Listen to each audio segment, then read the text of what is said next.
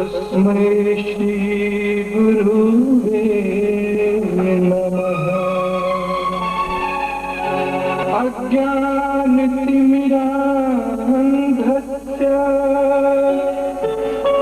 ज्ञानाञ्जनशलाकया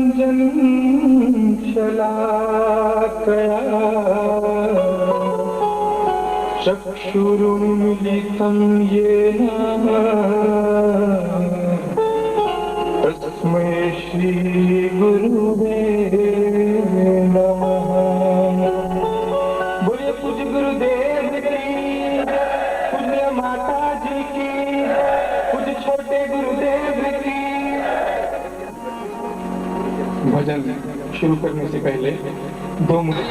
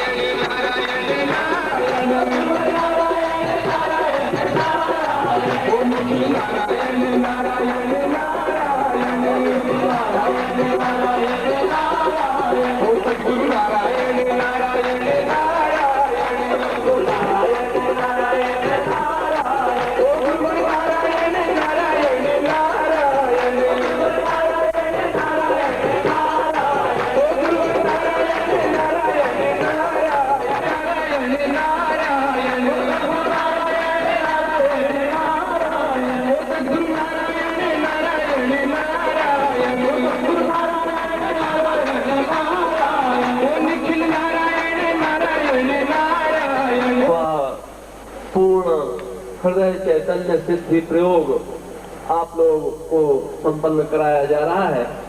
हम तो हे गुरुदेव इस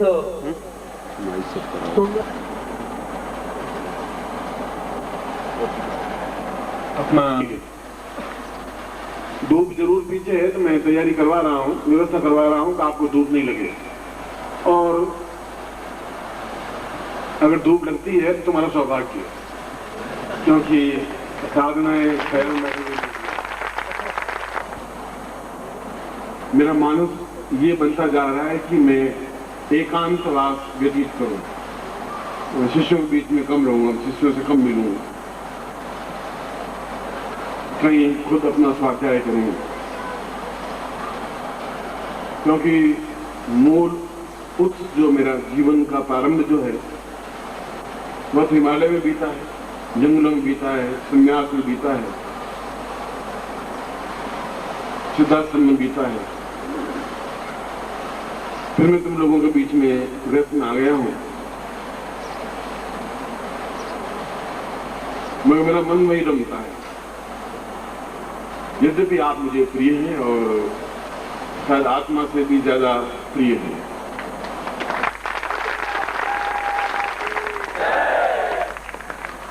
मगर बहुत दृढ़ निश्चय होने के बावजूद भी हर बार ये निश्चय करता हूँ कि अब मैं नहीं मिलूंगा किसी से भी, और फिर वापस स्टेज में आकर बैठना पड़ता है। हर बार ऐसा 4 बार हो चुका है कि अब मैं नहीं करूंगा, अपने आप लड़के संभाले तो शिष्य अपने जगह पर है। तो फिर आप लोगों का प्यार और डोर इतनी मजबूत है कि खींच खांच करके फिर मुझे बीच में ला के खड़ा कर दिया।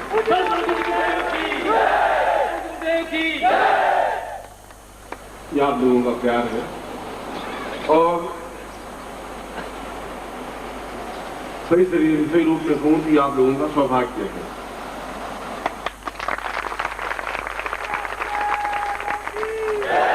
क्योंकि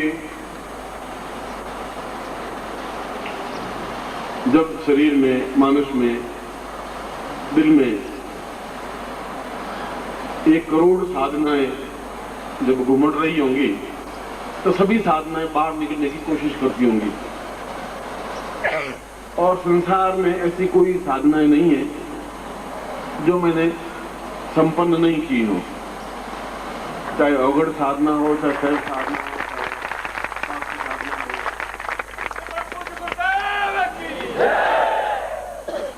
और जीवन के प्रत्येक पक्ष को जिया है।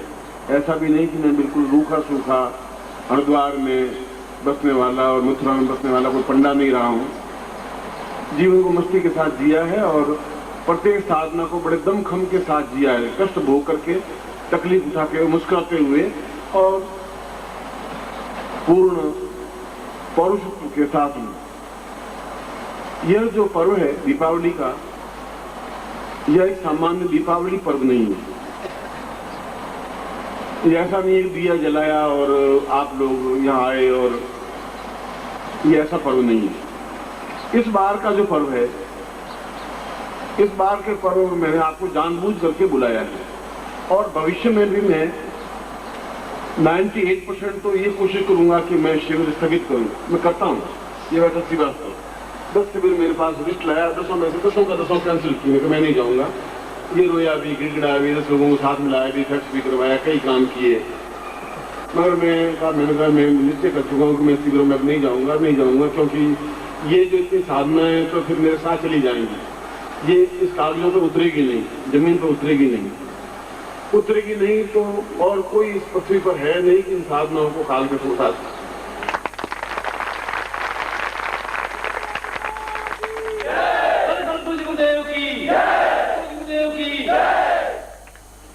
और कोई व्यथा मानस में नहीं है। बहुत प्यार है आप लोगों का, बहुत प्रभु को से तो मैंने इतना मांगा ही नहीं था, शायद इससे कई 1000 गुना प्रभु ने दे दिया है।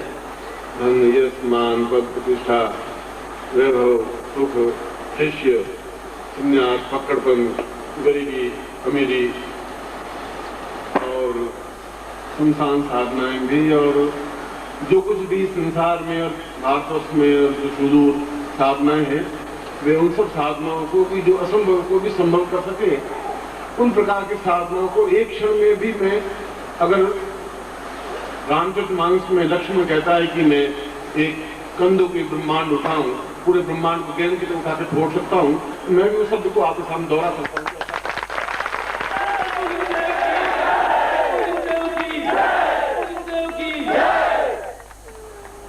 आपको शायद ये बात कटपटी लग रही होगी, ऐसे भी लग रहा होगा शायद मैं अपनी प्रशंसा कर रहा हूँ। इस उम्र में आकर के मुझे अपनी प्रशंसा करने की जरूरत नहीं है, ऐसे फूलों के हार पहनने की भी मुझे कोई आवश्यकता नहीं है। मगर जो वास्तविकता है, जो हकीकत है, वह मैं आपके सामने, अपने बेटों के सामने, शिष्यों के सामने कहना मेरा फर्ज, मेरा धर्म, मेरा कर्तव्य है। और उससे भी ज्यादा धर्म और फर्ज और कर्तव्य ये है कि यदि मैं आपके जीवन में ये सब चीजें नहीं उतार सका, मन में रह जाएगी, मैं आप लोगों को दे नहीं पा रहा, इसलिए आप लोगों को बुरा करूं। तो ये ग्रहण 144 वर्षों के बाद में आया है,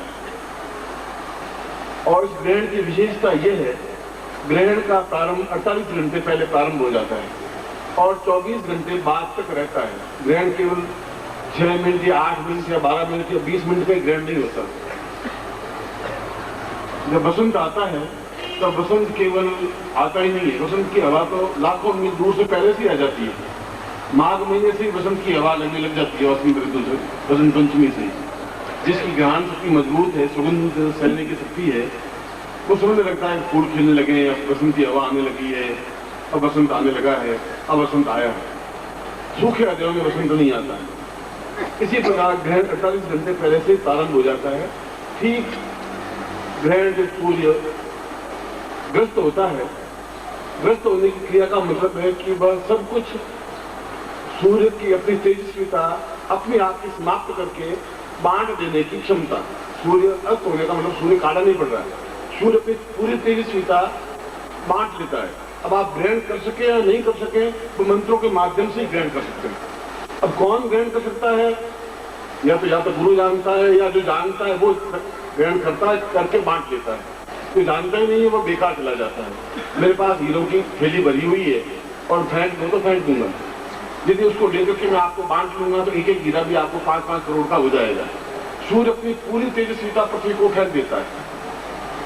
अब आप में कितनी क्षमता है कि आप उसे उतार सके? तेजस्विता का मतलब है साधना, सिद्धि, सफलता, पूर्णता, तेजस्विता। और 144 साल के बाद आने का मतलब ये है कि आप कल जब ग्रहण देखेंगे तो देखेंगे कि पूरा काला हो गया है और तारे दिखने लगे हैं। और उसके बाद आज तक जब सूर्य ग्रहण वापस सुधरने लगता है तो किनारा सफेद होता है, फिर और किनारा सफेद होता है, सफेद होते होते होते फिर पूरा प्रकाश होता है।